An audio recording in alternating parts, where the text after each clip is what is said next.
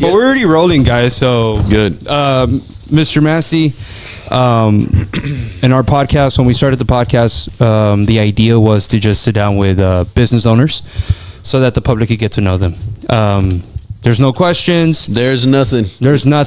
I mean, we could talk about football for God knows, golf. Like we like to keep it real and raw. We're just going to record and have a conversation. Yeah. Dale. I'm all good. So for the people that don't know, this is Mr. Massey Villarreal. I would give you all his credentials, but there's so many that I will probably do him a dishonor if I tried. So I'm going to ask that you all please Google him. Do some research. Do some research on who's been representing the Hispanic community for a good period of time here in the United States. Boldly is what we're starting to find out. Yes, sir. Very honored to be here today. Thank you for sitting here with us today. I do want to say thank you to our partners for 2026 that have came in so far. I want to make sure that we do recognize Sarsky Lumber that has came in as a premium sponsor for 2026.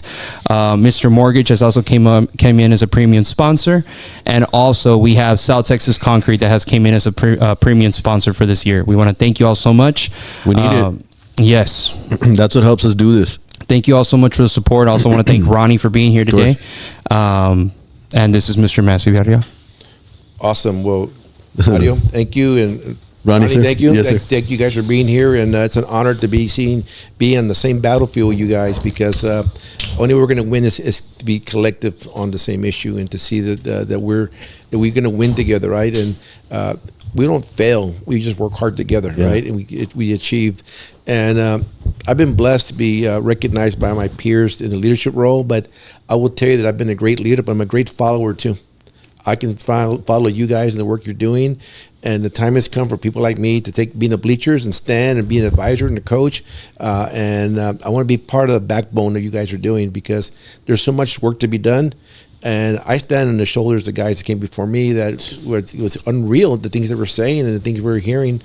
But there's our community is part of the fabric of the economy of Texas and this country.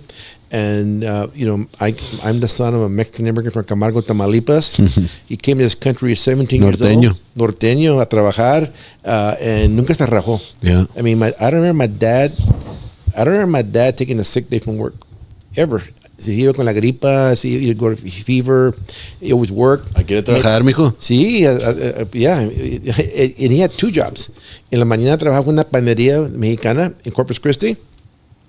And from there, he'd go to H-E-B and make white bread at the H-E-B bakery. Wow. For like 20 years. And I was telling Ronnie, at my house, man, we had fresh tortillas and fresh white bread. Con madre. Todos los días, man. I love it. And sometimes my mother would make tortillas, and I would say, hey, how did your mom make these square tortillas? You know how your gente are, right? When you make a sandwich? Yeah. That was a square tortilla. But, my dad worked hard till the day he died, and my dad era pobre mexicano, fue a la escuela the third grade. He had a Whataburger economy. That's what he taught me. Nunca dejes que alguien se coma tu Whataburger. Tú cómete tu Whataburger. No te raques, no lo dejes, and focus on what you're going to have. Yeah. I call him, I said, how did you grow it? I said, on the Whataburger economy. On my deals, I'll make sure that nobody clipped my deal. Because my dad said, no, when you get a deal, when you get something that belongs to you, don't let anybody take it, because you earned it, you're qualified, and you can deliver it properly. And so I call everybody, said my success is built on the Whataburger economy. I love that. Mi pobre jefe, hasta le miraba, but he was true. I mean, just no surrender, nunca te rajes. Yeah. I love that. Your dad comes over from Camargo what year into the United States? I would say he was born in 29, came in 17, so I guess about 46. Wow. 1946. Yeah. I still have his alien card. ¿Llegaron a Houston? No, Houston? Llegó a Corpus. Okay. Corpus, yes. And he drove a dump truck. At first, a dump truck when he first got here. He told me a story. He was driving, and that one of the wheels came off, and it went past his truck. He didn't know what to do. Oh shit! But I think I'm gonna get fired. Yeah, exactly. First day in the job.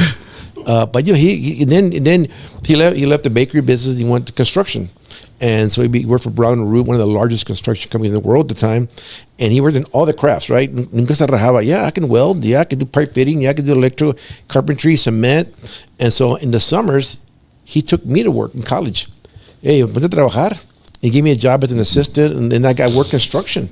Right. And so anyhow, I worked every summer in Christmas break at a brown root construction site in Houston or in Virginia, where my dad was working as an insulator or a pipe fitter or whatever. So I got my degree in computer science. I mean, I'm a geek by trade. Mm-hmm. And so lo and behold, I get hired by Brown and Root. That's my first corporate job. Oh, shit. Yeah, they said, man, this vato's got experience. Yeah. So I'm at the orientation with all these little greenhorns, man. All these little güeritos from all over the country, you know, they're from Mississippi State. And I'm the only guy from Corpus Christi State University. And all these sitting at the table. And they said, who's Massey Villarreal? I said, I am. He goes, here's your vacation certificate. And everybody said, how does he get one? He goes, he's been working for 3 years. Yeah. You know, in the construction field. So all my accumulated time earned. So my first day of vacation, work at Brown, I got 2 weeks vacation. That's awesome. And everybody's like, wow. I said, how did you get it? I said, busting my ass on a cold day, working on a construction site with steel toe boots, freezing my toes off, and the hot day with insulation falling inside of my shirt. Oof. Yeah, I said, yeah, I earned it. Yeah. Earned it. Yeah. A lot of us Mexican Americans start that way, Yeah. right? We do. Manual labor. Yeah, no, absolutely. I mean, I you know what? I enjoyed the craft work.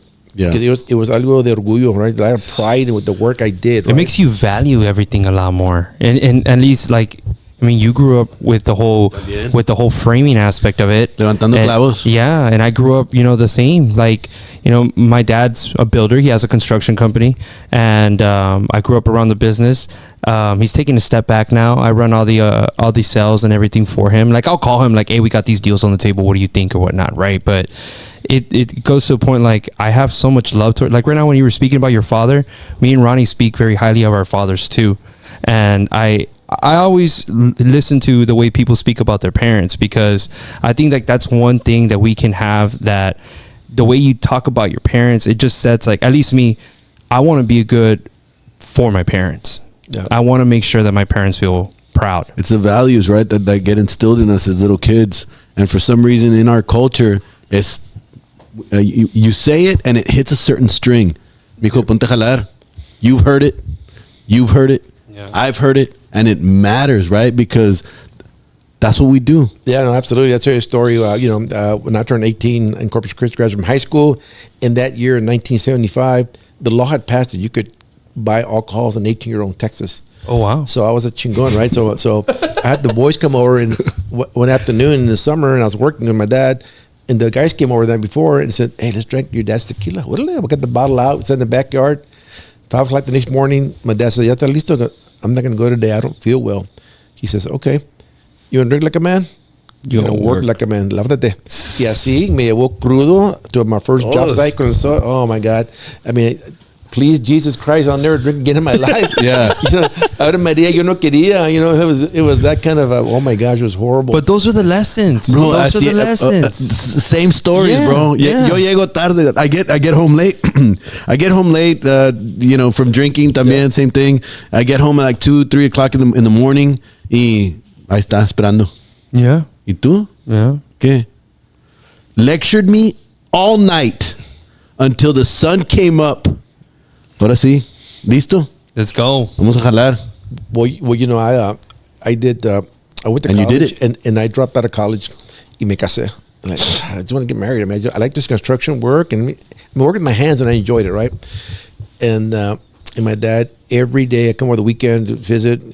¿Y cuándo la escuela? ¿Cuándo vas a regresar? I said, I'm going to go soon. ¿Pero cuándo? ¿Cuándo vas a regresar? I'm like, mamá dice, ya, déjalo, se va a matar. Digo, no le hace. Tiene que ir a la escuela. Pues se va a matar pendejo porque ni tú que va a la escuela. Sí. And he was on me all the time, Yeah. bro. I mean, ya me andaba. I didn't want to go to my parents' house because me decía, oye, tú dijiste que te iba a regresar al colegio. Did you do it? Pues no, pero ¿cuándo? Así me traba. So finally, I went back, got my degree in computer science, and I actually walked off the stage and handed in my diploma. Por usted. Yeah. And That's amazing. He goes, no es por mí, es para ti. He would tell me all the time, no es por mí, es para ti. And porque no quiero que vivas la vida que yo tuve que vivir con ustedes. Yeah. And then one day we were working in Waynesboro, Virginia on a Christmas break, and I was wearing steel toe boots, and it was like freezing, and I couldn't feel my toes. I told my dad, we made a mistake coming here. Está muy frío. Dijo, I'll never forget it, like yesterday. Yo aguanto este frío y más para que tú comas. Man, that was about 2 inches tall. Yeah. Because he was like, he's a family man. Those are the things that define us collectively as Latinos, that the family, the unit, right? I mean, we believe in the familia, right? And we do anything for our family. And the willingness to sacrifice whatever you got to sacrifice for it. Yep. Yeah. And so that was a great lesson. And he put it right in my forehead, man. It's like flying a plane right in my head. Like, then esto y más. Para que tú comas y vas a la escuela. Yeah. Right now it pertains a lot, right? Because we're talking about sacrifice and what Mexicans are willing to do for their family. You still see guys going out and working. They're getting deported, picked up everywhere, questioned no matter where they're at, job sites, pouring concrete, driving, going to the corner store. They're getting picked up. Yeah. Y como quiera, se levantan el siguiente día, bro. A trabajar. A trabajar. Hay que darle. Why? But why?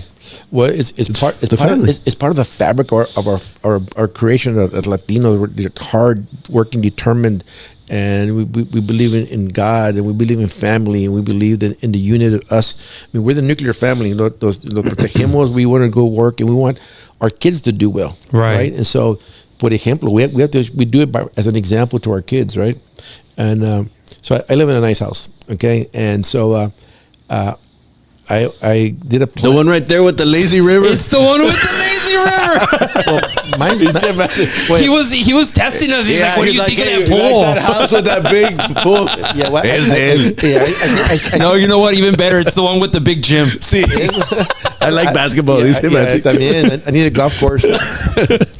So anyhow, I actually ordered I did a Latino architect draw me a backyard to do like a kitchen in the parrilla and fireplace, and I sent it out to a bunch of people, and one Latino answered the response. I said, "Well, come over to the house, bro." I said, I just do it. It was $25,000. I said, "Dale." He comes over to my house. He goes, "I meant 50." Yeah, just kidding. Wow. Just kidding. I said, "What?" I said, "You said the blueprint, bro." Because I think I misunderstood. What about 40? Yeah. I said, "What about get the fuck out of my house?" Yeah. And so I did it myself. Yeah, shit. And my wife said, "No." Yes.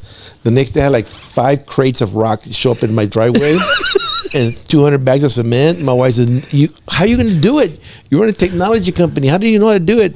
YouTube. Yeah. And ganas. Yeah. Porque somos así. O sea, we can do whatever. Yeah. I think that our culture has taught us to be hardworking, but also not to get fucked. You know what I mean? Like, we don't take bullshit, right? Like, I'm like that. Like, I'm the type of person that I can do it myself. You know? So we bought 150 acres in Tacubaya, right? About 4 years ago. And when we bought it, it was raw land. And we got some guy to go out there. And it's always been a dream of ours to have our own tract of land for hunting, right? My dad is a big hunter. In his theater room, he has like all sorts of different game that he's killed and stuff, and he always wanted a tract of land. So we bought this tract of land, and they're selling it's like 150 acre tracts of the Jones Ranch, right?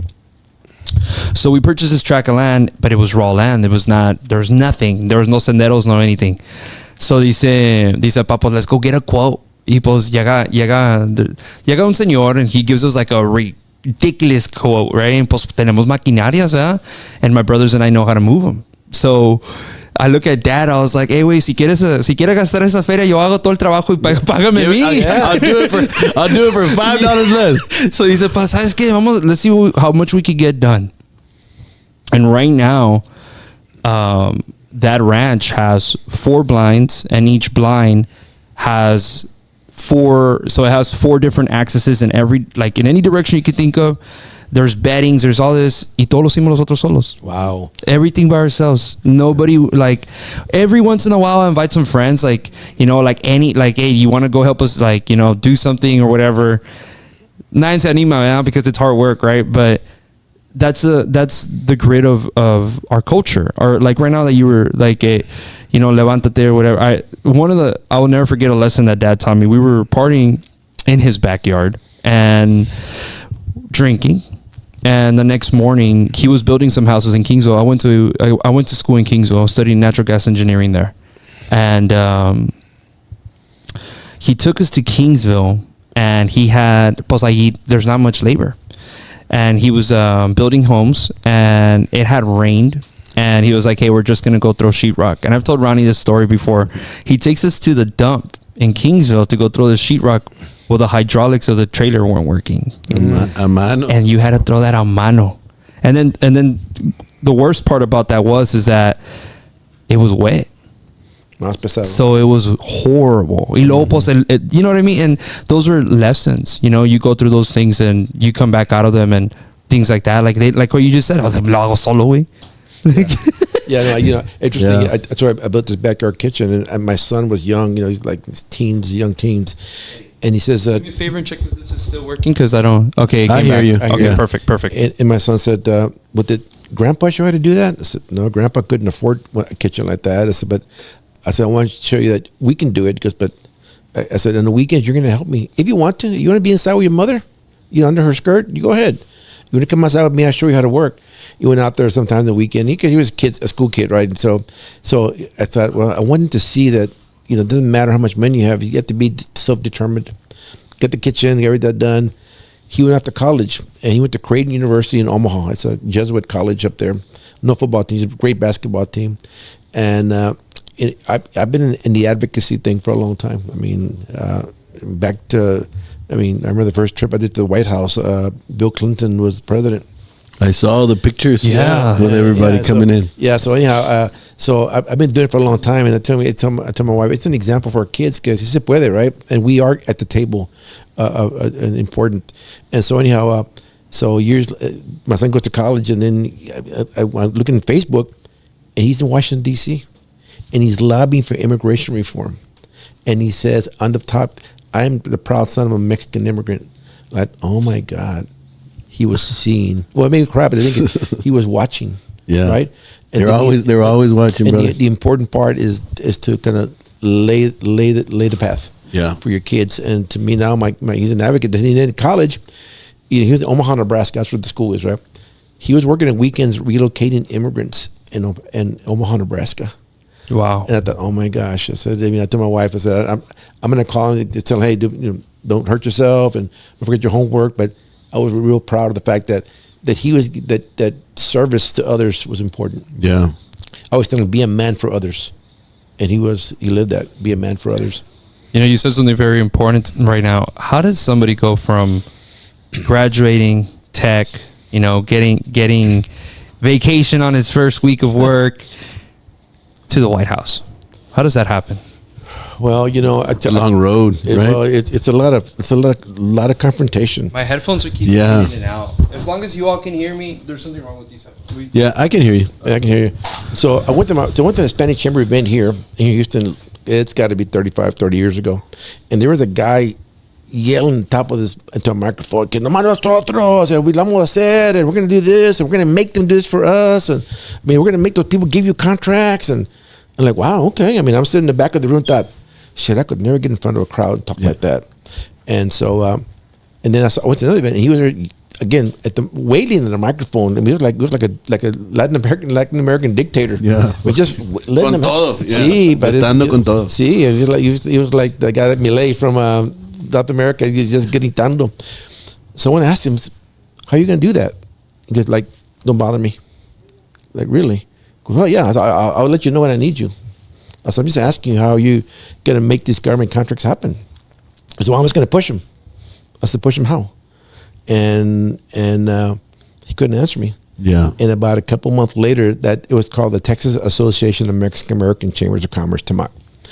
And so I went to a meeting, and I asked Houston, because Houston, that's an organization of all the Hispanic chambers in Texas. And so I asked the Houston Hispanic Chamber, "Hey, can I be the representative from Houston to the Texas Association of Business as a chamber?" He goes, "Yeah, go." So I went to now became part of the board, right, as a chamber, and I asked the dude in front of the board, "How are you going to do these things that you're committing to this group to do?"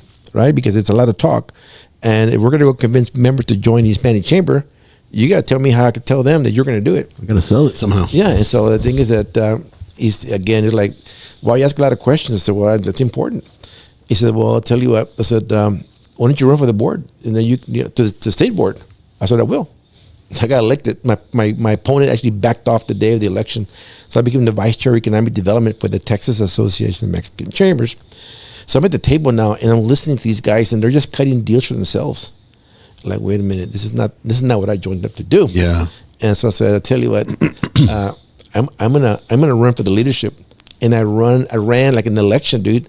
I ran for a statewide election of all the 27 Hispanic chambers, and we went to a convention and brought delegates, and I was elected chair-elect of the Texas Association of Business.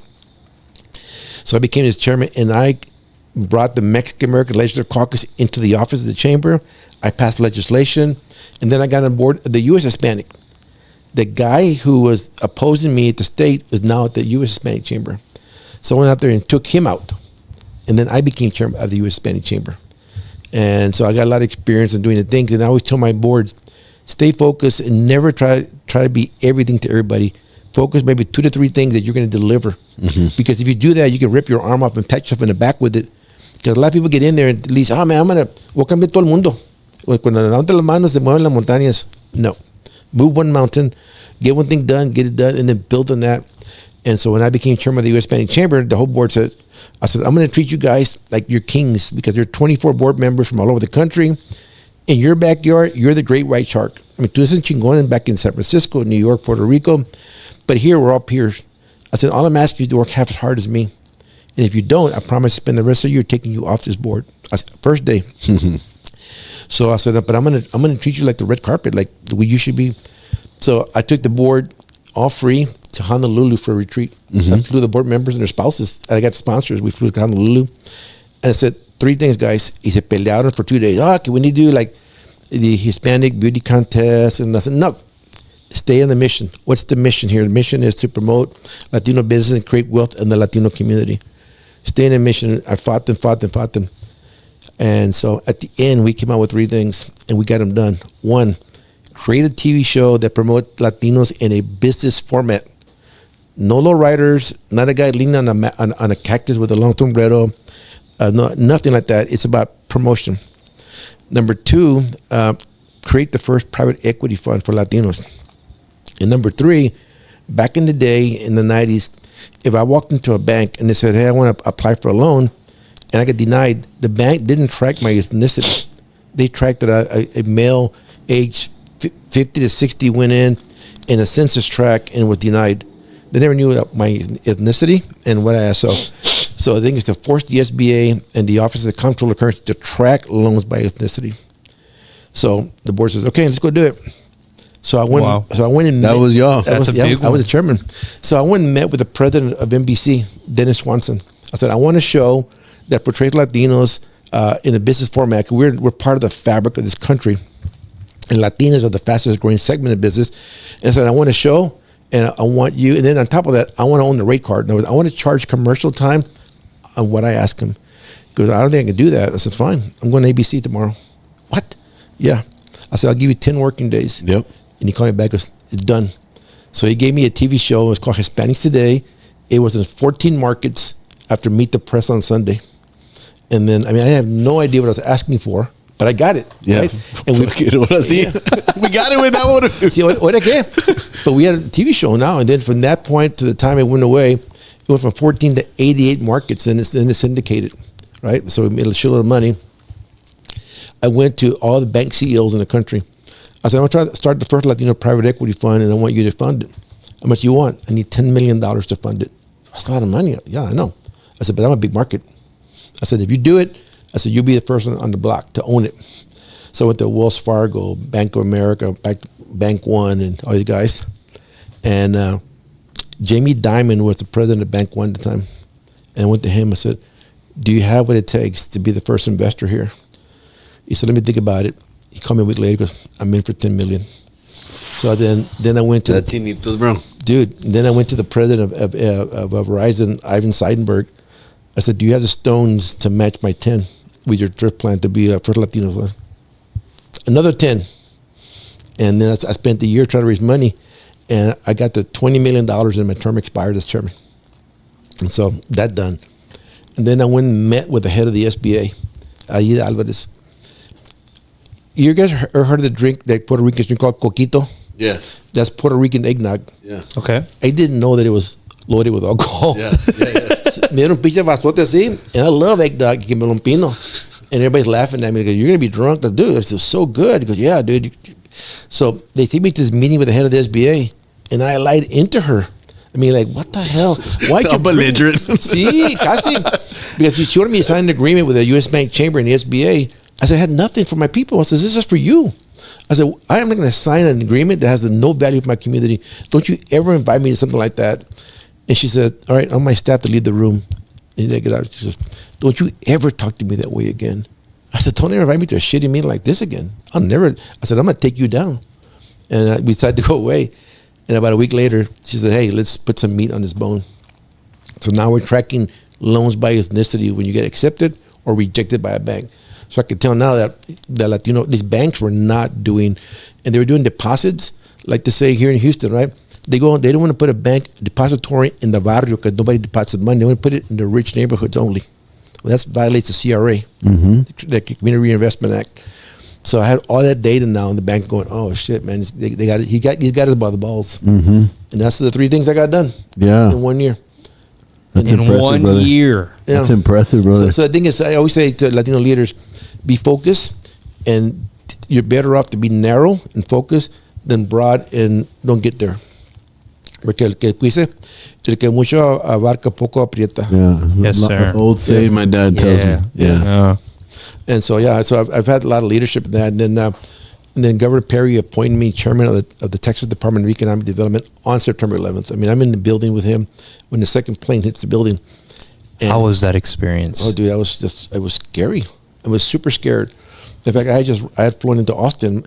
They wouldn't let us out the plane. They finally let us off, and I get my phone, my voicemail. My wife's crying. Oh my God, there's a terrorist. Are you okay? Are you okay?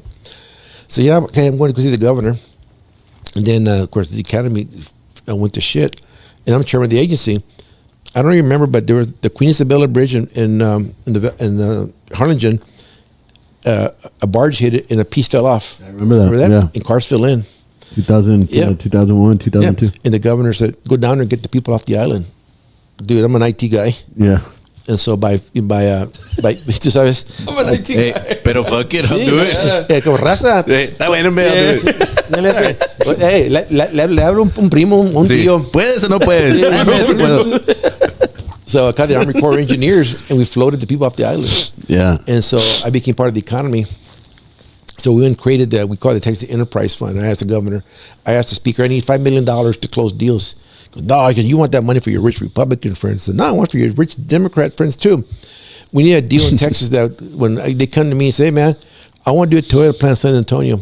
And the guy says, okay, I'll do it, but you need to give me 3 miles of rail, and I need my executives to move down here and get in-state tuition. Why don't you pay for that? And I said, what am I going to get in return? What you can get in return is 2,000 jobs paying $40 an hour in San Antonio. That's the deal. So done. Done. And so we created the Texas Enterprise Fund under my watch. And so I became the first president of Texas One, which is now the deal opening fund for Texas. And so I kind of got exposed to Latino chambers, Yeah. and closing big boy deals. Yeah. So I've been blessed to have that experience. And then the governor sent me out on the tour. I mean, I gave speeches in Beijing, in Canada, in Mexico, Europe.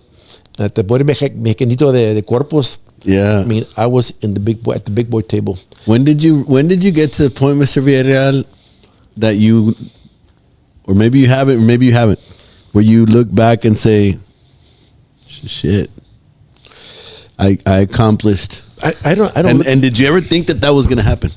No, sometimes, because I'm married to my wife, who's my high school sweetheart. Oh, I love that. And Wow. I said, by the way, I said, did you think I was going to be me back in high school? No. Well, me either. Me either. No, pues yo tampoco. For real. But the thing is, one day you have to figure out that you have to do these things for your community. Yeah. Y te amarras los huevos. You say, man, I'm going to go do it. And I'm going to fail. But the way I'm going to succeed is by getting up after that failure. Yeah. And dude, I've been hitting the forehead a bunch of times with a bat and knocked me out. But the mission continues to be the You know, same. it's You just funny got to that- get up one more time, Yeah. more than you fall. It's funny that you say that analogy because I'm very close to my mom and my parents in general, right? Yeah. And I talk to them every day, and I try and have lunch with them every day. And I was telling mom, because the other day she goes, I'm very proud, you know, what you're doing for your community and what you're doing and representing. And le digo, yo, mom, ahorita que dijiste eso, I was like, I've been hit across the forehead with a 2x4 so many times by life. Like, Yeah, I'm like, it's not like it's insane. Like, I mean, and there's gonna be more lessons, right? And so I can relate to you on from what I've lived so far.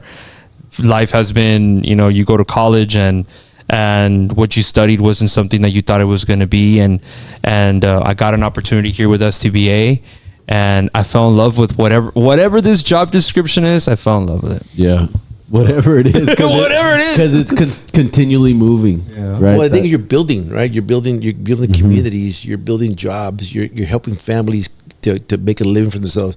Just think if you had hired your dad or my dad and what they would have done for me and my generation. Because the thing is, what is the thing is, I live like for my kids.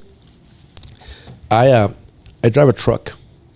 My daughter gave me a Rolex for Christmas. I have a rubber watch. I am not a materialistic guy. Yeah. I mean, I buy. I mean, I'm not cheap either. I mean, I'll buy clothes, but I don't do materialistic. But I want that to leave for my kids. No, we know you're not cheap. That's your pool over there. Yeah, exactly. Well, see, that's not any water. I can't afford it. Tampoco no seas así, porque we see the lazy pool. I can't afford the water. Hey, seriously, it doesn't have water. Yeah, but what I'm saying is that to me, the thing is that our community, the way we were raised, is to pay forward. Yeah, into our kids, into our parents. Our family values is the most important. I tell people that I am who I am because of my parents. Yeah. Yes, sir. My dad passed 3 years ago, and on his dying bed, I said, cuando te mueres, llega al cielo, tú vas a ser mi co-CEO de mi compañía. Sí. I said, you're going to be driving with me. I said, I want you to be with me and help me grow this company. He's still there. I still talk to him. Listen, Dad, me está yendo mal, que estemos aquí, in my prayers. And then my mother, she's tough, bro. I'm still afraid of my mother. My mother Latina. Yeah. And no se raja. I mean, her dad's from Guadalajara. I think she got some of that too. Yeah. No se rajan de Guadalajara. Pues sí, allá vienen con tequila. La sangre. That's definitely a Hispanic trait where the respect for your mom never goes away. Yeah. Never. I love my mom, bro. Yeah. And I'll call her for advice. Hey, I'm going through this. What do you think? Or dad, but it's mom is, I don't know. She's the love of my life. Yeah. I grew up in Corpus Christi, and we had a wood frame house. We had a box fan in the window. No AC in Corpus. And I grew up. Está carajo. A lot of us. Yeah, and so la abanico en la ventana. Yeah. And so when I was a kid, all I want to do when I become a professional, I want to buy my mother a brick house with AC. I already bought her 2 houses with AC. I love it. That's amazing. Yeah, and so I continue to build goals, and again, to me, my goal is to create generational wealth for my family. Yes, sir. That's it. Yeah. Because then they can go generate, and they don't went through the bullshit that I went through to get to where I got. All the denial, all the ugly looks. Todas las caras. But so they can do bigger things, right? Absolutely. And that's the most important thing that I try to tell my kids. Like, you guys are not living a life that I lived with my dad, and I'm not living the life that my Far dad did. from it. Right? But that doesn't mean that you don't continue to push forward, Right, and to dream, and to do the things that you've got to do for yourself, of course, for your family, but for the rest of your community, you got to do it. Yes, you got to do it. Yeah. And so I think, so to me, it's by example. Again, we said earlier, is I want my kids and I want their kids and my grandkids. And the other day, I felt really heartfelt that my granddaughter said, "Hey, Papa, I Googled you and I saw you on AI because you're out there." And the thing is, I want her to know it because I want her to be out there. I'm kind of a big deal, baby. I don't know if you do. I'm basically a legend. I'm a big deal around the world. Yeah. I said, your grandma's rich, but I'm not. And so but again, to them, just even my mother today, I don't tell her the things I do because she's not gonna understand. Like, by the way, I signed an MOU in Shanghai at the World Forum. ¿Qué es eso? Yeah. So I never try to. ¿Qué, mijo? I don't want to make her think like she's dumb. Yeah. Right. True. ¿Qué estás haciendo? Pues fui con el gobernador y estoy hablando con la gente. Oh, qué bueno.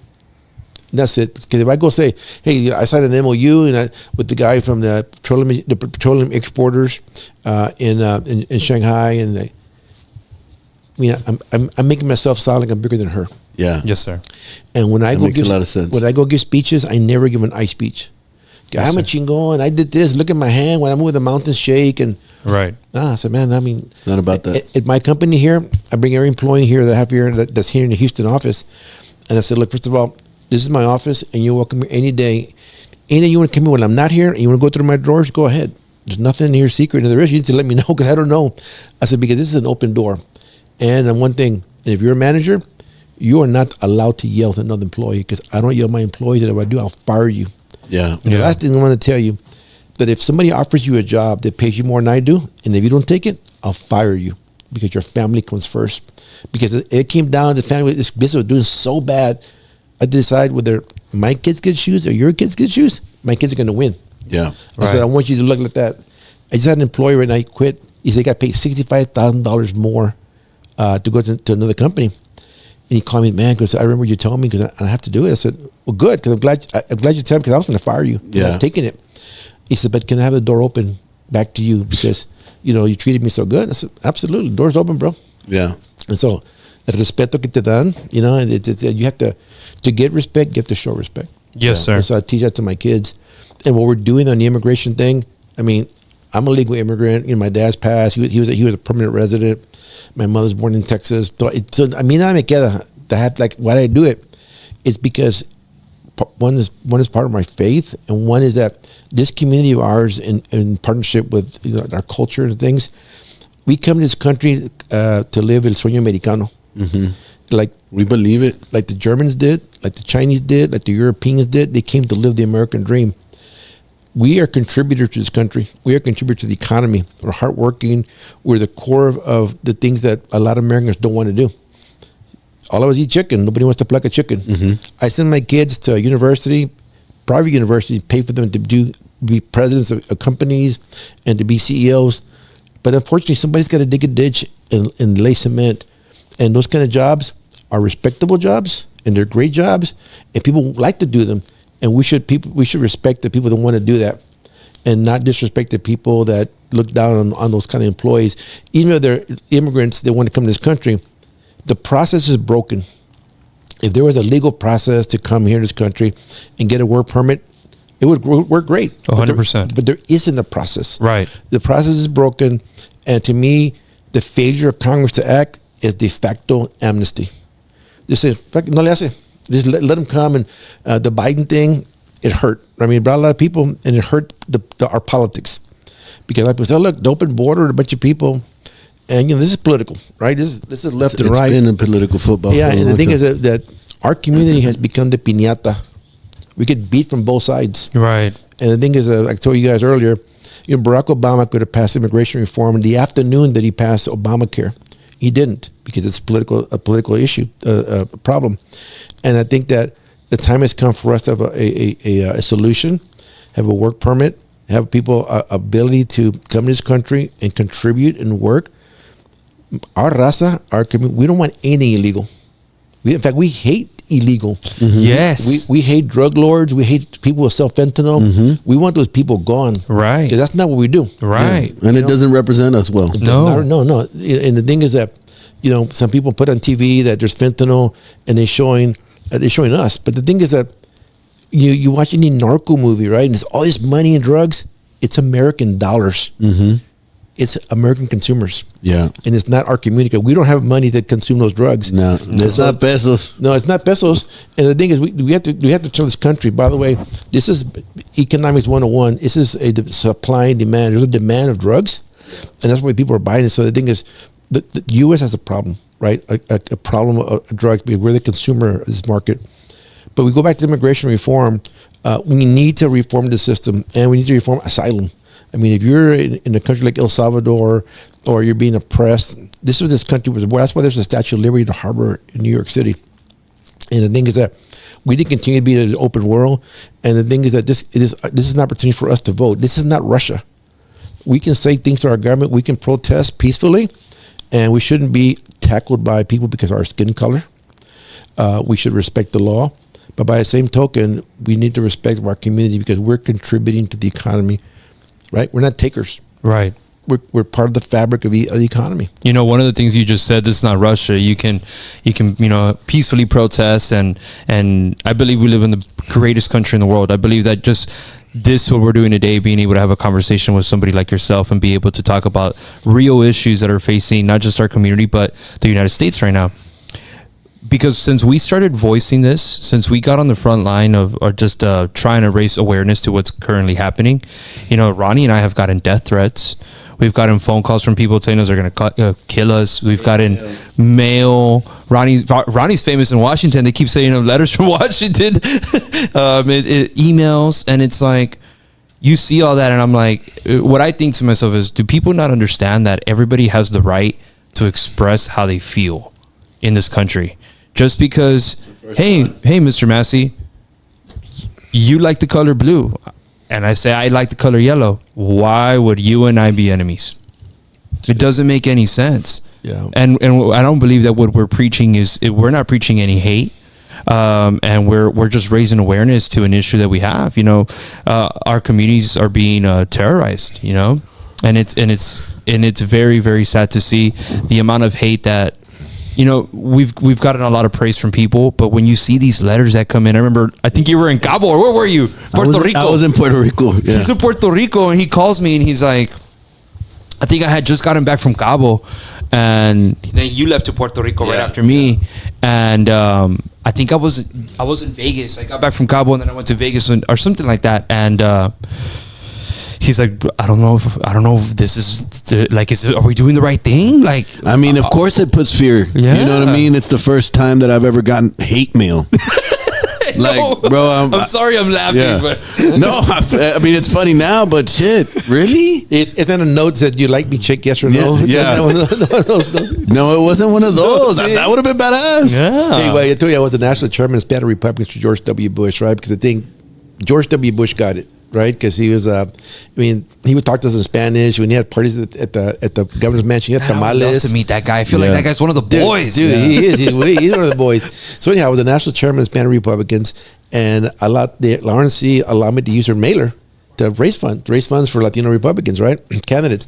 I sent the letter, and I get one back, and it's got some pesos taped on it, and the letter said, "Send them all back." This was 20 years ago. Damn. So that Hasn't mentality stopped, bro. has not stopped. And because sometimes the people on the extreme right, they promote that hate. Because the thing is, how am I going to drive people like them back to the polls by saying, hey, you know, there's a Hispanic guy coming from Mexico and he's brought a bucket of fentanyl to give it to your kids. Mm-hmm. Well, shit, you better come to the poll and vote him out. Mm-hmm. Right? So it's a thing that they're trying to sell to get somebody to come out and vote because they've never even seen a bucket of fentanyl. Yeah. Right? But you're selling a story. And so to me, we have to sell the story that the contribution of people working in the crafts, The truth. is that they want to have a work permit. Mm-hmm. They want to pay taxes. There's all these lies. All these people are taking over. They're flooding our emergency rooms. Well, I mean, they're not. People that here in Harris County, we have the largest safety net hospital in Texas. It means like a public hospital, Harris Health. I talked to the president of Harris Health and said, how many percentage of immigrants come to the hospital and say, hey man, I broke my arm or I'm pregnant or I have cancer? He said less than 10%. The rest are white, unemployed people. Mm-hmm. Or people with not a job. They have to go to the public hospital. You know, Mr. Villarreal, I got a call from a guy. He starts the call by saying, I'm going to kill you. Benny, you are the reason. And do you need anything? You need some water? Yeah, give him my cup. Can we get his cup, please? It's got my vodka in there. Oh, yeah. I don't know. It's cafe. My boy, Hey, pues dame una mitad, Mr. Villarreal. Villarreal, my primo hermano, my dad's sister married a Villarreal from Rio Grande. So I don't know, just throwing it out there. But Primo. but the guy tells me like, hey man, I'm gonna kill you, blah blah blah.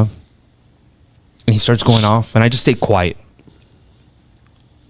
After he got done with his rant, he goes, what do you got to say? What do you got to say? I was like, nothing. I was like, nothing that I could say will change your mind.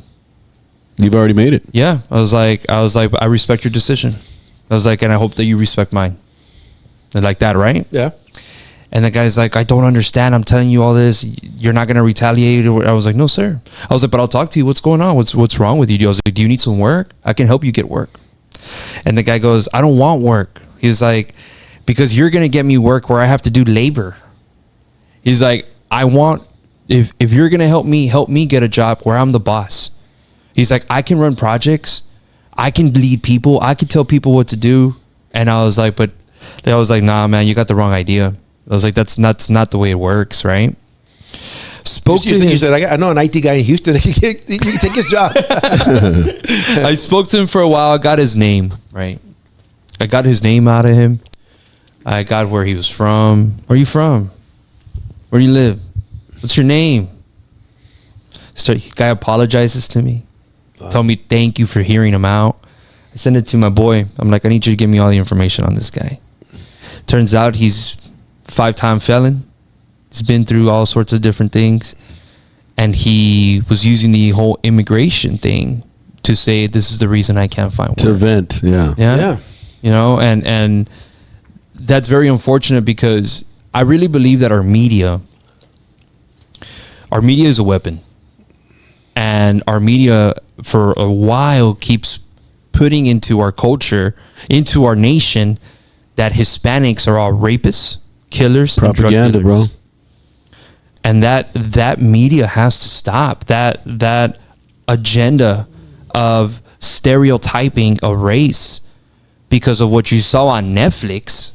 Yeah. Thinking that that's reality when you're not showing that an abuelita is waking up at 3-4 in the morning to make tortillas de harina to send their kids with breakfast to school because our school's food is trash.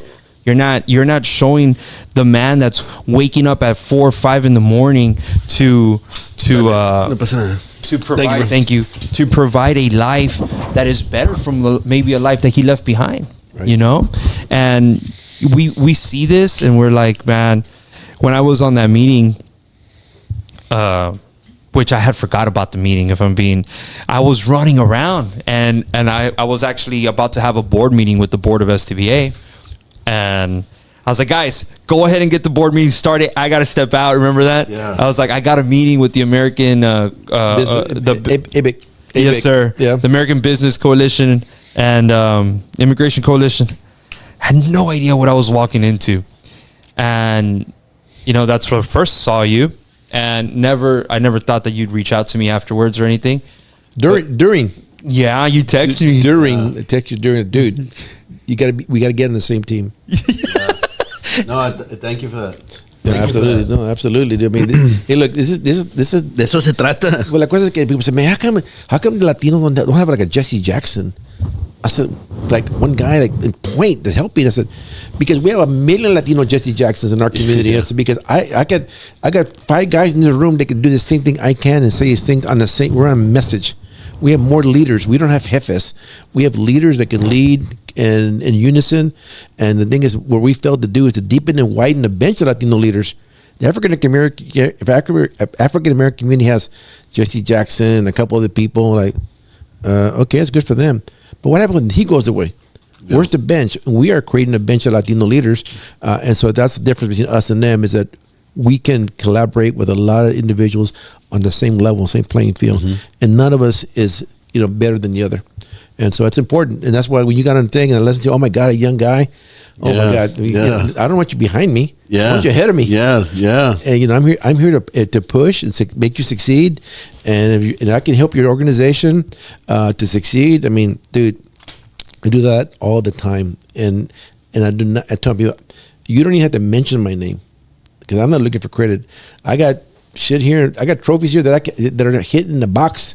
I don't need recognition. What I want is success in my community. That's the point. Yeah, and we have to do it. And you guys are on point.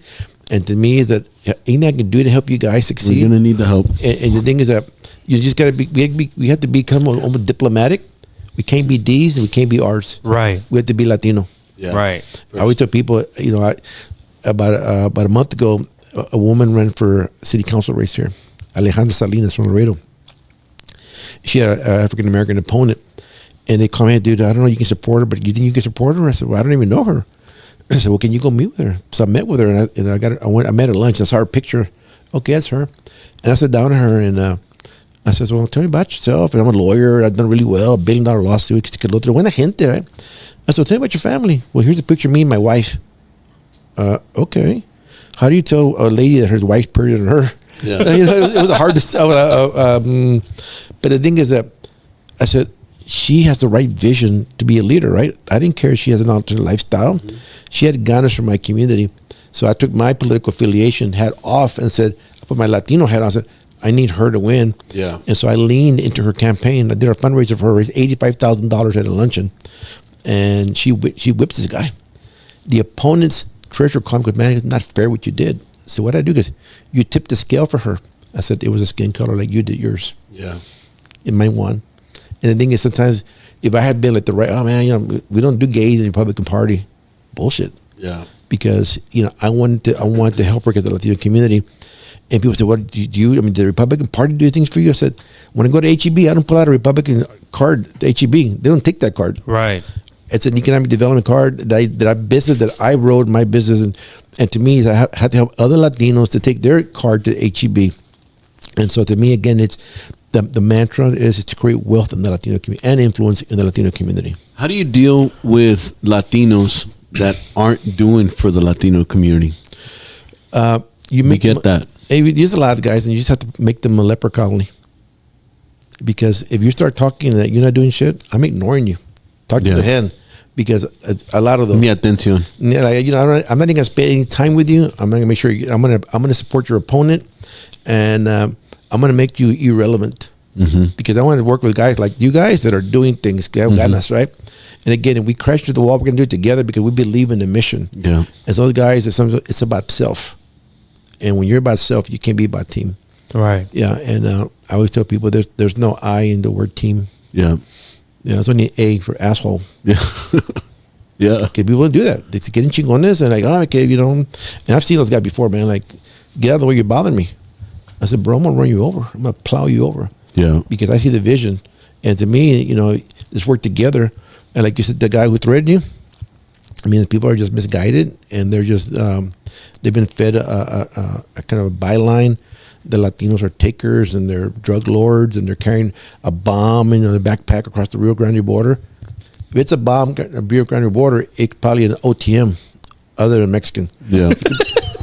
No, I'm sure. De veras, es te call an OTM. Pues es que no vamos a hacer eso. No, o sea, but no somos pendejos tampoco. I got a question the other day by a reporter, and the reporter goes, how much longer is the Valley going to take what is happening before it becomes like Minneapolis, right? This was my response. That's actually a good question. This was my response. Give me your microphone because it's no. And I was like, you're never going to see that here. She was like, why wouldn't we ever see that in the Valley? I was like, because our culture would not allow it. I was like, we don't stand for that. We would probably tell the people that are doing that to get their asses to work. Pónganse a jalar. The hell are you doing writing? We're busy. We ain't got time for that. But when we do, that was my response. I was like, we're going to do it the right way. Yeah, no, absolutely. We're not like, what? Yeah. You know what I mean? Yeah. Imagínate, hey, Ronnie, I'm going to go riot. Yeah. Well, you can't just be the guy screaming. You know what I mean? Vete después del trabajo.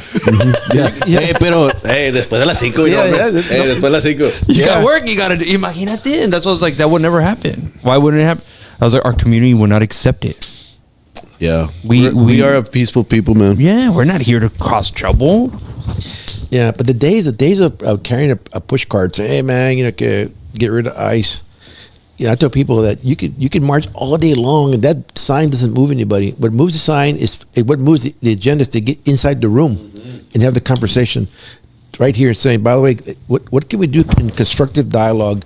You know, I don't agree with everything the governor does, but I'd rather be at the table to have a discussion with him, at least, than say, "Oh man, you're this," because el otro, like this thing, nasty thing you're saying about him, put about Hot Wheels. I mean, that's come on, man. Our community doesn't do stuff like that. It's disrespectful. It was an honor to meet him not too long ago, and it was Abbott. You met him? Yeah, I met him. Really? Me and Benny did. That's cool. And would love to meet him and actually have a conversation. We need to talk to him. Yeah, I sent you the email. We really need to talk to him. Yeah. No, and the thing is, the thing is constructive dialogue. When we go in there, I mean, I think Latinos to talk to the governor, and he starts saying, "Oh man, we're going to boycott you. You can take a look." And he just turns you off. Yeah, of course, and you're done. Yeah. But coming to the table with solutions, constructive, with solutions, and how do we work together? Because it's in the best interest of Texas that the Valley is just as important In fact, I did a fireside chat with Abbott in McAllen about 2 years ago, and at the end, I all these questions, there were canned questions, and so you didn't get the paper. Terry goes, "All right, here comes the real questions: tequila or beer?" Goes, "Beer." "What's your favorite Mexican food?" "Cabrito." "Ah, bullshit." And I talked to him like that. Yeah. And so he se presta. Yeah, con madre. Yes, Mr. Abbott, if you want some cabrito, I'll make you some, big dog. Yes. I will make you probably the best cabrito you've ever had, big dog. I promise you. I promise. Hey, let's invite him. Yeah, no, let's do it. No, but I'm Definitely. serious. I think sometimes it happens that they see us like what you're doing and what I do, and they think, "Oh man, they're against us." No. It's not true. It's because you won't talk to us. Yeah. If you talk to us, we want to find a solution. We want to be part of the coalition to Yeah. repair, right? And on either side, Yeah. I mean, I'm talking to Democrats too. I think right now the way how extreme this operation has gotten, right? It might seem like, well, now we got people from the valley that are speaking up, like what's going on, and how do you see how out of hand it had gotten with this whole operation with ICE and in Minneapolis, and how was your perspective on that to see? I mean, for somebody that's been at the White House and A quick statistic just to frame your question. In Minneapolis, they've rounded up about 3,000 people, statistically. Más o menos. Yeah. That's wow. Bro, we in the valley, small area. We're reaching 10K. Yeah, we're what do you reaching think that 10,000. has done to our community? Oh. Yeah, and we're not there fighting, rioting. We're peaceful people, and we're here But again- trying to make change. But here's a politica, and this president, I'm disappointed in this president's behavior and his rhetoric. Right? It's not presidential. He was just a little Reaganist. He's like Reagan a little bit, because so much better. He's a business guy. He gets it, but he's ill-advised. President Trump is ill-advised by Stephen Miller and Kristi Noem and others surrounding Corey Lewandowski. They have an agenda they bring to the president. This president, he wants to be popular, right? And so the MAGA right he ran on this get him and deport him. They ran it, so he has to go do that, right?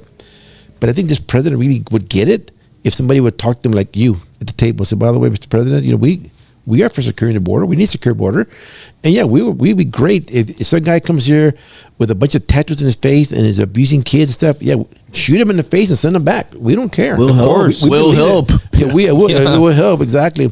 And the thing is that they see us like as part of the problem, not as part of the solution. Right. And so I told people we need to continue to tell the story of that. We believe that we voted for this president because he said, "I'm going to make it different. I'll make a difference." But what we didn't vote for is to be tackled for our skin color. Mm-hmm.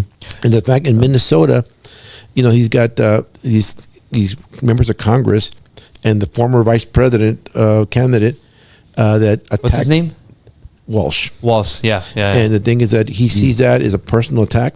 And so he wants to, there's a little payback there. Oh, yeah. And this president's all about payback, right? Yeah. Why didn't A he little pick, vengeful. why didn't he pick on Nebraska? There's a bunch of guys picking corn in Nebraska and soybean.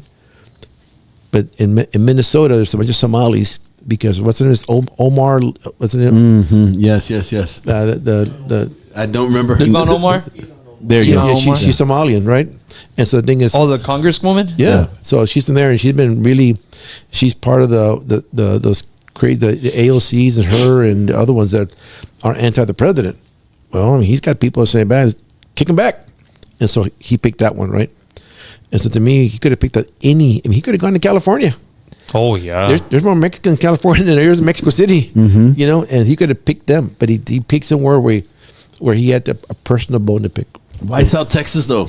Well, South Texas is because one is the Mexican border. Can you imagine Joe Biden let the border with poor? He let everybody 4,000 people a day, and it's Joe Biden. Yeah, okay, fine. But Mr. Villarreal, esa gente no se quedó ahí. No, Nadie se quedó en el valle. No, No. the people didn't stay there. Yeah, No, the people that they're getting in the valley right now, bro, people that have been there for fucking years. Mr. Villarreal, you been to Progreso? It's been a while, but I used to go. So you would just cross over, yeah, right? yeah. Y los otros cruzábamos, vamos a decir que cruzabas en un sábado para ir a comer. Vas y cruzas, you would see thousands of people under the bridge. Thousands of people laying down with God knows what, thousands. It was like hundreds of people just going from Progreso to the United States, back and forth. And I remember I would go, I like to go have lunch there or whatnot, right? And you would go and you'd see this. Of course you want this gone. Yeah. Of course you want this. Like, you would see that and you'd be like, this is our issue.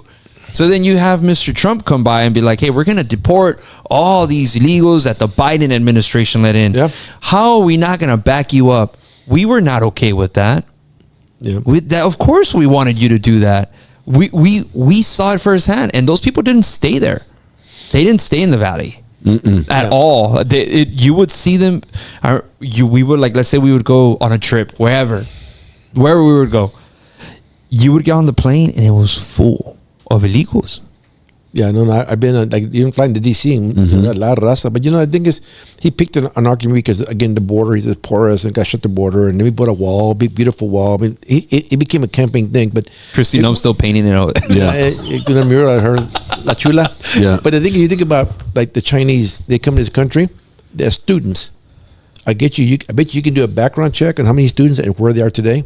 That's a communist country whose goal is to infiltrate our country. Yeah, Of course. Hacer mal. Yeah. A guy wants to come over here. He doesn't want to fly a plane to a building. He wants to cut your grass and make your donut dough and take care of your kids and make your empanadas. And to me, that's part of the fabric. This is what makes this country great, right? People are contributors.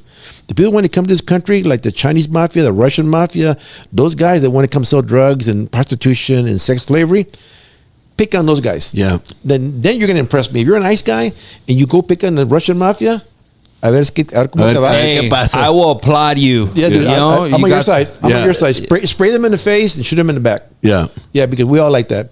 But the thing is, you pick in my community where we're here, por la buena, we want to contribute, and you don't have a process for me to help. Again, we're in a global economy, right? If here in Houston, Texas, we have in this coming year over $40 billion in booked already, and so. If you take 10% of the immigrant construction crew and take them off, that doesn't get done. And that doesn't get done, we slow down our economy, the state economy. So it's part of the wheel, ¿verdad? Hay que pensarlo bien. Sí, hay que pensarlo bien. They're not taking all that into consideration. Or have they taken into consideration, and are they okay with knowing and understanding that you're slowing it Trump's down? a business guy. He knows it. He's got to understand it. I mean, he's a builder, right? He's a builder. He's a builder, right? Yeah, you build it, but If you don't have the workforce to build it, the job's not going to get done. well, What is the idea? We're gonna take out all these Hispanics that are doing these. They're how you said your pop was all sorts of different skilled tradesmen. He did all sorts of different jobs. So what's the idea? I saw Vice President give a state. Well, he said something on CNN that it blew me away. I was with my dad and we were watching it, and he goes, "Well, the idea," he goes, "what we're trying to do is have business owners help the United States people." And he's like, you can help the person that is going through rehab, that is a recovering drug addict. How about you go out there and look at the people that need jobs that are recovering drug addicts and hire them to do the jobs? There's a lot of them. My dad looks at me, he's like, I don't want no drug addict working for me. And I'm like, of course not. How could our vice president say that? That isn't a... see, again, they're appealing to the ignorant. They're appealing to ignorance, right? But they're also That was on making CNN, those by the way, if decisions. anybody wants to quote me. It was on CNN. Yeah. No, I remember him saying that. And the thing is that, again, you know what the salvation is here? The salvation is for our people to vote. Mm-hmm. If we went out and took all the Latinos that were in Texas, I'd be governor of Texas tomorrow. Really, I'm saying we could elect people, but the thing is, no importa, mi voto no cuenta. And the thing is that if the Latino community and the business community like you guys would go into South Texas and say, you know what we're going to do, we don't care how you vote, D or R, empezar a votar. Just vote. Just vote. Just come out and vote. You would see Austin, Texas start to crumble. DC start to crumble. Oh my God! There's 1 million registered Latinos in Texas now. They're going to vote. How are they going to vote? Well, you know how they vote. Look what you're doing to them on TV. The message would change like that tomorrow. Yeah. And the thing is that porque no salimos a votar, and they don't have to worry about us. ¿Qué vamos a hacer? I had told the guys, I was like, look, I'm gonna release a video talking about the importance of voting. And I'm not going to tell people where to vote. It's none of my business, and I really don't care how people vote. I'm not here to do that. But it is important because we get a lot of people that, I'm going to use, for example, we need this, we need help, we need this, there's this going on, blah, blah, blah. Okay. We raise concerns, we put meetings together, and it's like, hey, where's everybody at? Yeah. You know? You got to get involved. So my thing is, if you don't vote, don't complain. Well, I think now also as people are noticing these polls, like ABIG did a poll with a conservative group called the Terrence Group, and it showed that 75% of Latinos support Path of Dreamers and essential workers, right? Hospitality, construction, ag, healthcare.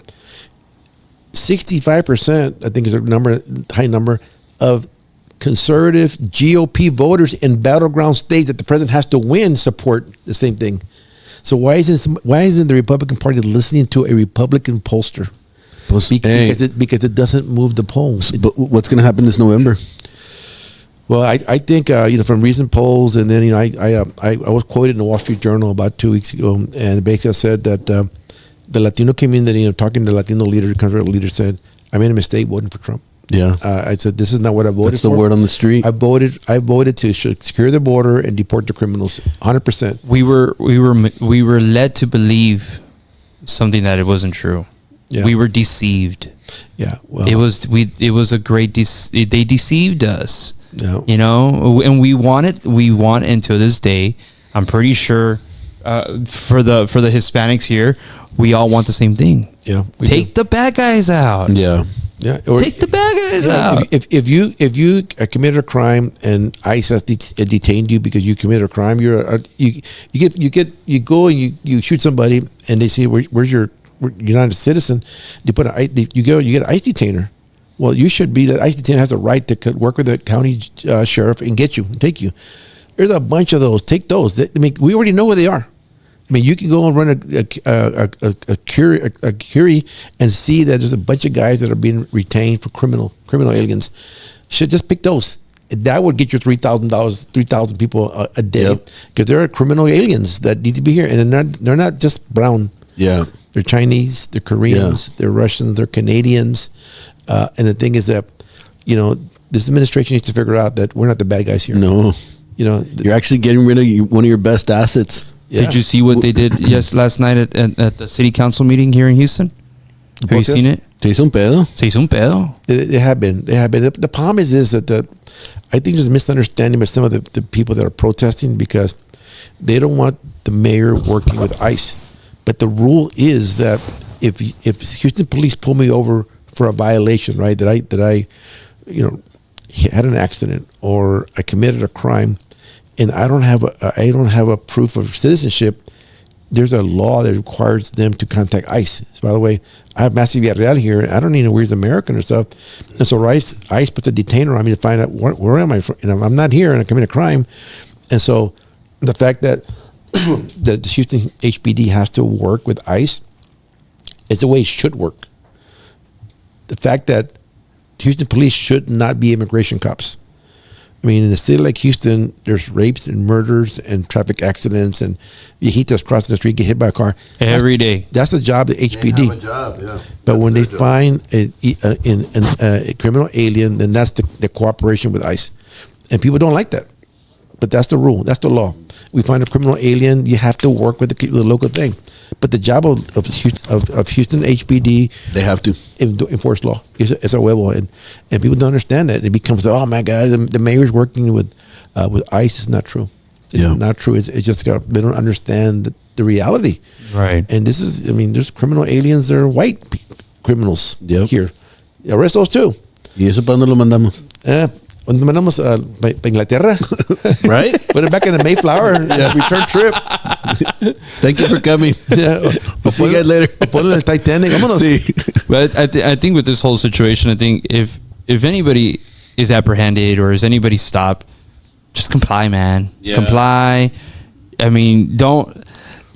At least estaba platicando con mi papá y dice mi papá, es que hay unas razas que les gusta pelear cuando les preguntas, vamos a decir que, hey, pues, give me your identification. Why? Why do I have to give you my identification? It's like, dude, just do it, bro. Just do it. ¿Para qué le haces de pedo? Yeah, just do it. Hey, if a cop pulls you over and asks you for your ID, just give him the ID. But I got my passport in there. My Yeah. backpack. Here it is. You're not going to change it by not giving them your ID. Yeah. If you want to change it, you got to do this kind of stuff. You got to do the hard work. Comply, man.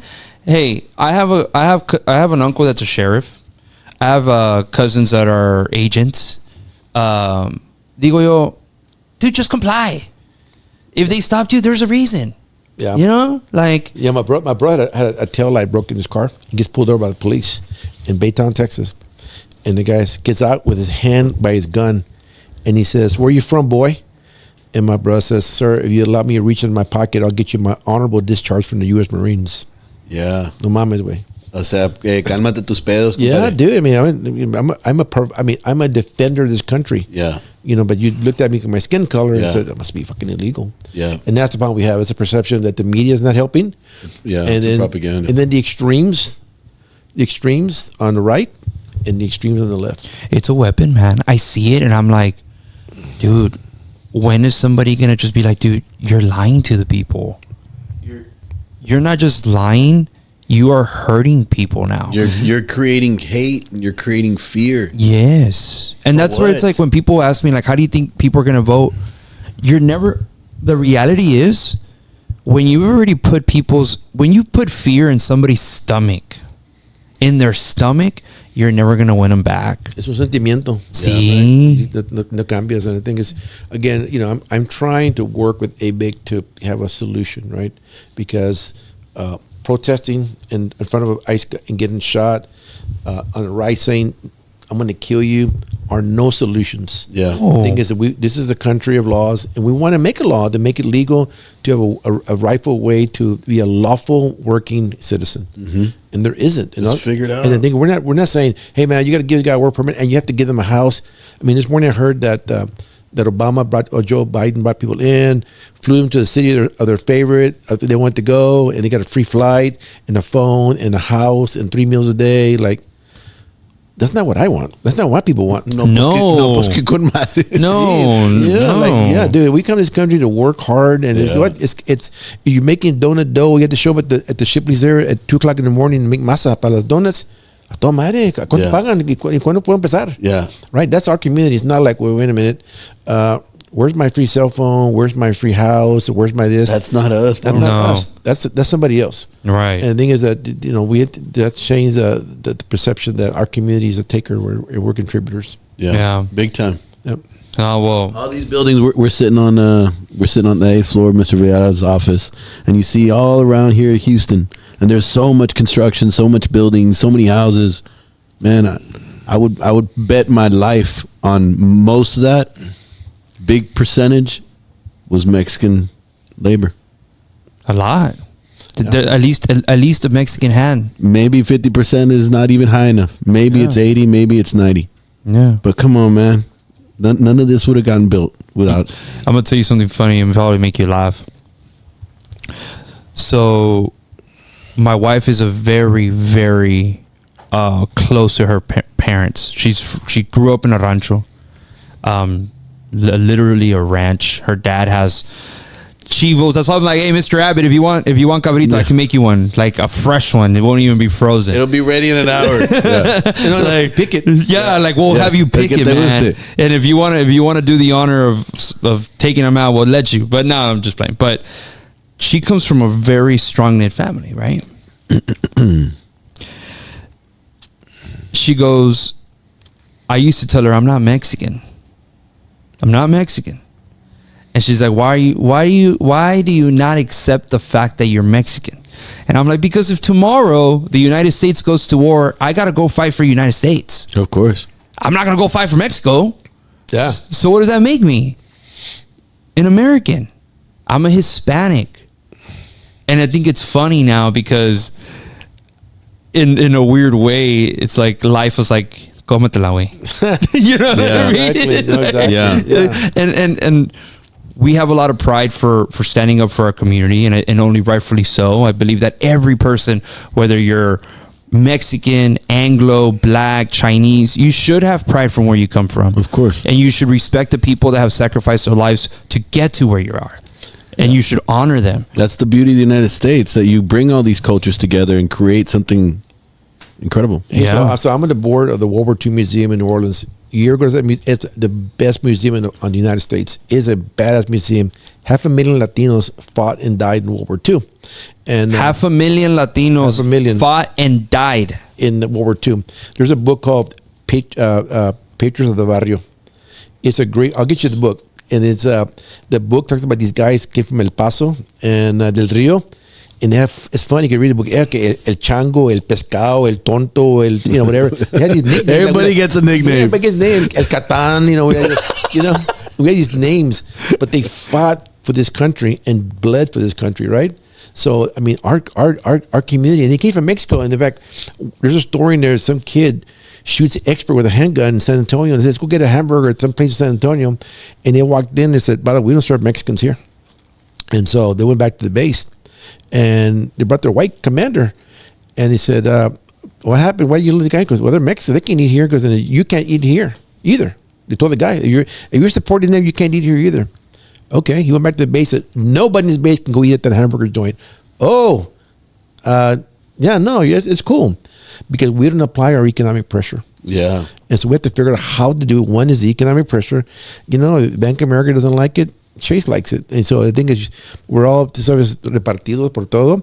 And if we could say, and like if we have a member of Congress on either side and say, you're not doing what our community wants, we like you, drink a beer with you, have a cabrito, but I'm not going to vote for you. I'm going to ask you a question, Mr. Villarreal. During COVID, Yeah. there was a pause in the economy, right? There was a pause. But would you like to believe the pause lasted? Would you say that it was maybe a month, that there was like a pause, like where a lot of people didn't go to work, right? They didn't know what was going to happen. It was like a pause, right? It was like, boom, the Month or economy two. paused for Month like a or two. month or two, right? Whatever. How would it be if the Hispanic culture put a pause for a month? El mes de paz. No work. I'm just giving you like a crazy idea that was thrown at me the other day. Do you think it would affect the economy? Well, it might affect the economy, but if I'm working at HEB and I'm making $15 an hour as a carnicero in the meat market, and I don't come to work for a week and I don't get paid for a week, I can't make my car payment. Exactly. So it's gonna hurt me. Yeah. Right. Mucho cuidado. But yeah. So I think it works. I think the ultimate retribution, the payback, is the vote. It's to vote. And the thing is that we have to be. So don't show up to work, guys. Yeah, show up to work. I'm just kidding. Disregard that one. Disregard that. We're not going to go that route. No, but I believe in economic things. But when they like the guy, like the one in Story San Antonio, where they said, "That's not right. We don't want to sell you because you're Hispanic." Yeah, those things, those economic shifts work. But right now, I think we're an opportunity that we can look at this administration and we can offer the solution, right? Because if we're offering the other side, like I tell people, with Trump, it's only two ways to be: on the train or on the track. Yeah. And if you're on the track, te va a correr el tren te va a pasar por arriba. es. And think, how can we get on the train to have constructive dialogue? How can you go to the White House and say, "Hey, Mr. President, our administration, hey, we supported you. Here are the things but here's how it's hurting our community. It's not out of disrespect. Not me. Does not like anything the word illegal at all. And we came to this country with an opportunity to make it greater, just like your parents said, let your wife, Melania, from another country. Mm-hmm. We came to this country to serve. And so let's find a solution so we can help our people to be part of this solution to this country. There is a solution. Yes. Yeah, and the thing There's is a solution. But sometimes our people, this expression says sometimes they let perfection be the enemy of the good. I want this bill to be this perfect, and it better have that everybody who lives in Mission, Texas needs to get about tequila on Friday. If they don't do it, I'm not voting for the bill. Yeah. You get so specific, they want this bill to be so perfect, get to let go of the bigger picture. Yeah. And in immigration, they want everything. They want family reunification. I want my abuelita from Tamaulipas to be able to come over, and I want this. And they put this, and they make it a Christmas tree, the bill. It's got so much stuff, it gets so heavy, it crumbles on itself. And we've had that on immigration bills because they want both sides either don't want it, and they do want it. They know they have a solution, but they want it their way. And again, perfection becomes the enemy of the good. Can we just find something we agree on? Can we do a work program? Can we find a solution for dreamers who are brought to this country with no will of their own, and their contributors have only pledged the flag to one flag in the United States? let's get on a legal path to citizenship. Yes, sir. It's real simple. In South Texas, brother, we want to be part of that solution. Yeah. And we need your help. And we're here to Well, I'm here, man. work it. That's why I wanted to make sure that we come and meet you in person. I Well- know that you were like, we could do it over Zoom. I was like, nope. We're going to go in person. There's something more intimate in person.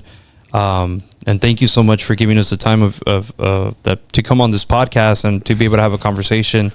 And I'm very grateful for it. No, dude, I'm real proud of what you guys do. It's eye-opening for me personally. Well, I mean, Because the help is there, the people are there.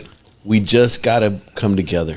yeah, I think so. And again, I value the work you guys are doing. And I mean, it didn't take me long. Again, the I first, know. how you like, dude, right now, I was text you in the middle of the day. Hey, I'm here. Hey, yeah, get on the next plane. But we had to go find other additional leaders. We got to See. find things that we like mind, and then we can't. Like I told you earlier, we can't flinch. Yeah.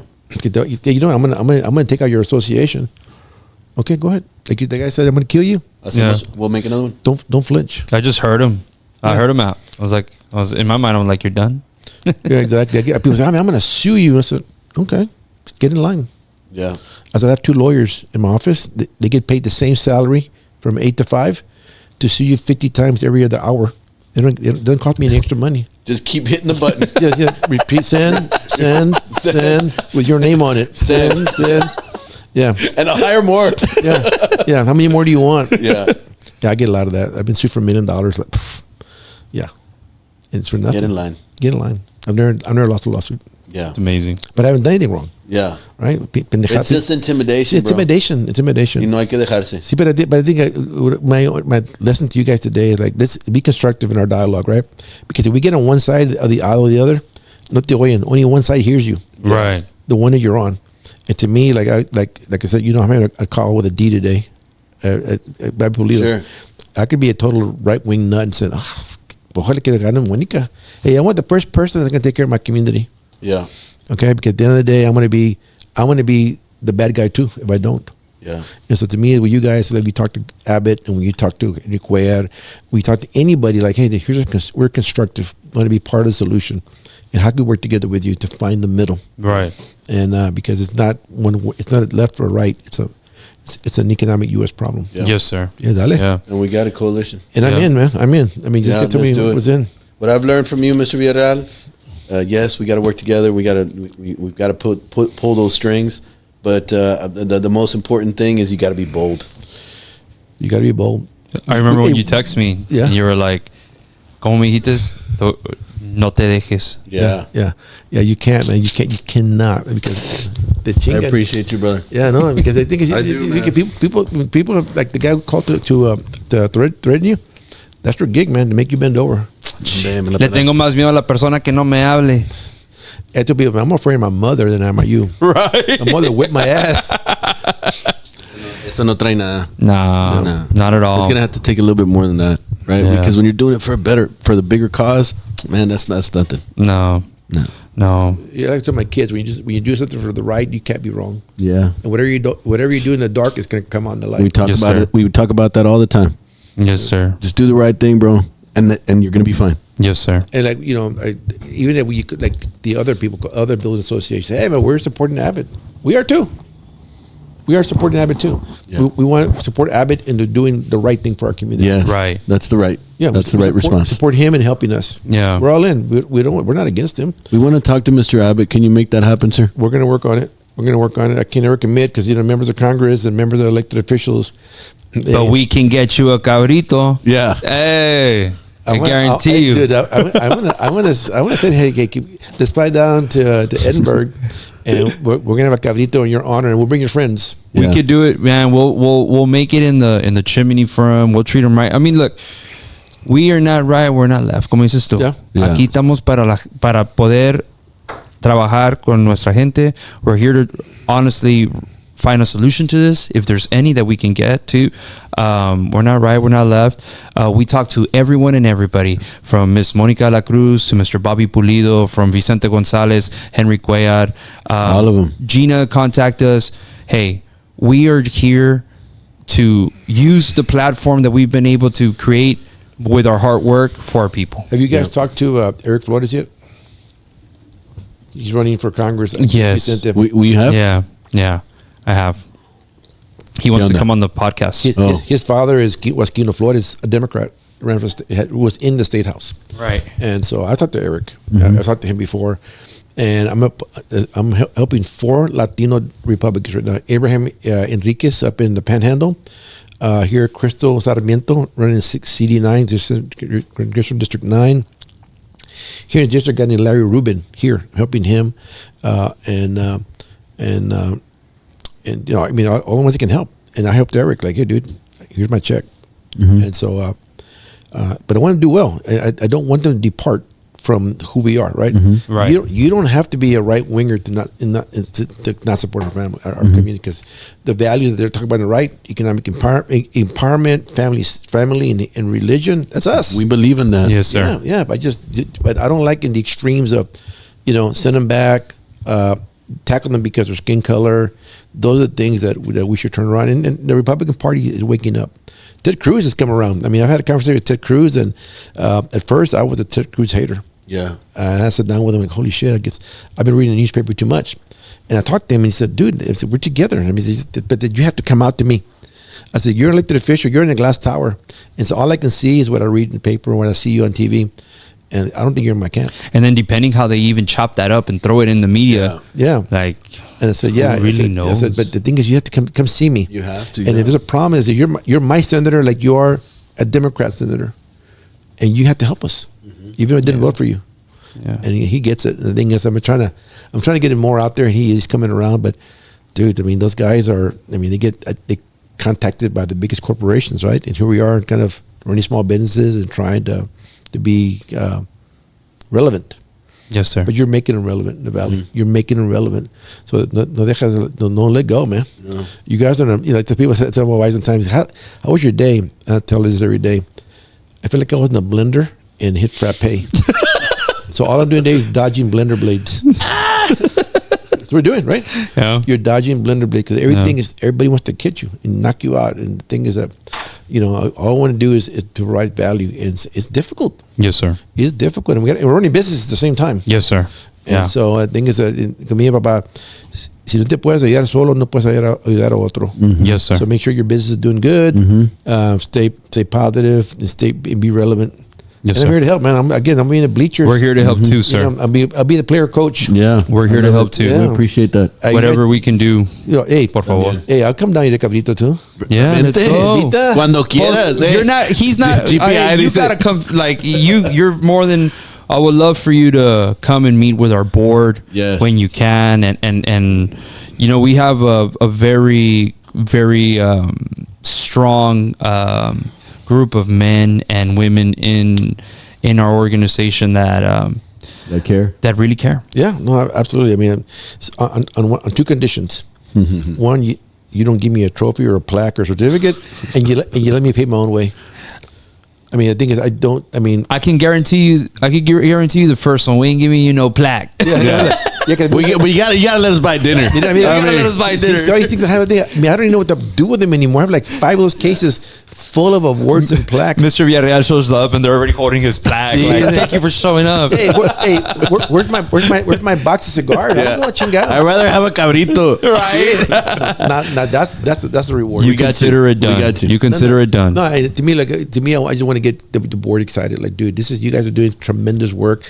We're going to win in coalition. Porque solos no. Yes, sir. I think if you come talk to the board, sir, we are already motivated. Yeah. We'll be even more so. Yes, sir. Yeah. But build your coalitions. Go to the other building associations. Yeah. Say, build the coalition. And the thing is, salen a votar, se cagan. Yeah. Yeah. No, we appreciate all the advice. absolutely. And thank you for coming in I'm today. here. You guys have my cell. Well, thank you for having us in your office. Yeah. Today. I wish I could spend more time here. Back before COVID, this office had 27 people in it all the time. This is just the core, right? Accounting, the infrastructure, the HR out here. I have a vice president of sales that lives in Minnesota. Another vice president of marketing that lives in Denver. I have a vice president of my services that lives in Philadelphia. And those days yeah, I mean, now this company's grown so big that nobody's here. Sometimes I come at night like, God, I used to love being in my office and walk around with my people and talk and stuff. And so every employee that works for me has my personal cell. Wow. Yeah. As Call you me. should. Call me. Yeah. So, yeah. Well, thank you guys. We're No, proposing thank you, solutions, Mr. Villarreal. We left something on your desk for you to read. Okay. It's a start of talking about how we can solve this problem and how South Texas can be a major part of that solution. Well, it's a major economic block, right? You guys can figure out how to unite it and put their infrastructure. You guys know Alex Mead? Sounds familiar. Okay, Alex Mead is the commissioner for the Department of Transportation. He's in the valley. Ese vato, the governor calls him the GSD, get shit done. Ese vato se estira. Alex Mead, MEADE. Right there. Alex Mead. Commissioner of the Texas Department of Transportation. Ese vato es inteligente, he's a banker, he's in economic development. He is raza. Yeah. Republican. You guys need to meet with him. I'm happy to connect you to reach him. out. Yes. Please, yes. Yeah. Yeah, I mean, he's close to the governor too. And we get shit done too. I know you do. That's why you're here. Let the governor know put that GSD on our tag Let too. the governor por know favor. that if he ever needs us, I get shit done for him too. Let's go. Like, hey, ¿dónde estamos? Yeah. We're on the 8th floor, Mr. Villarreal's office. I wanted to meet you, sir, because to get a text message, I was like, who is this man?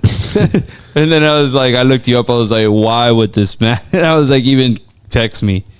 But it was very humbling. No, I mean, dude, I'm one of you. And put on my pants the same way, and take a dump the same way. You know, Wipe my ass. Yeah, my ass the same way. But the thing is, I've just got a lot of experience, and I want to use it. Yeah. Not doing me good to be seeing that chingon in the tower and just me waving that from the parade. Fuck that. We need your No, dude, experience. I want to be on the battlefield, and no vale. If you, I mean, some people get this power and they want to keep it because they want to be the chingon, and that's never been me. Yeah. Yes, sir. And we've got to get more people like, hey man, let's get the next Mario, let's get the next Ronnie, let's get the next guy that could be, tú sabes, algo pasa aquí, deja un ataque o algo. Who's going to carry the banner? Somebody's got to keep it going. Our community is chingón. I mean, our community is growing. And who are the next leaders of tomorrow? You know, here, Emiliano, you guys here. I mean, this is it, man. Y somos chingones. Somos chingones. Yes, sir. Y nos arrastra. Y no nos agüitamos. No, exactly. No, well, I just want to thank you for coming on once again. I also want to thank Ronnie so much for taking time out of your busy schedule and coming out of Houston and taking part of this podcast. And I invite you to. I have 4 Astro tickets, 4 rows behind the Astro bench. Sold. My guess. When? You pick the date. I love it. Pick the date. Come over here, stay at your brother's house. I mean, you see going, fuck, these tickets, man. Because a Mexican owns these tickets. That's awesome. Do they play today by chance? Oh, no, not started yet. Okay. The thing is, I don't know anything about baseball, so I'm willing to learn. Yeah. Y aparte de eso, güey, ni tienes tiempo para nada. Wait, you're not Y luego no tengo tiempo para nada. Wait, you're not drinking beer, right? I know how to drink beer. Perfect. And I know how to swing a club. Yes, I like golf, man. Yeah. We'll come in and we'll talk to the Gus Worthing golf course. You're going to be excited that you're driving through it and you're driving to a Rasta. There's a guy with a golf thing with the golf grocery cart selling golf balls. I love that. It's Rasta, man. I love it. And there's a guy hiding somewhere selling bags of on the golf course for $20, man. A ball, and if you want like Pro V1s, it's $40. It's got like 50 balls in a bag.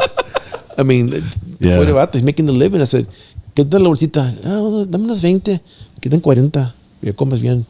And I mean, I don't need them, but I mean, our community, wants to be part of the fabric of that. Yeah. Right. And that golf course está en el pinche barrio. Yeah.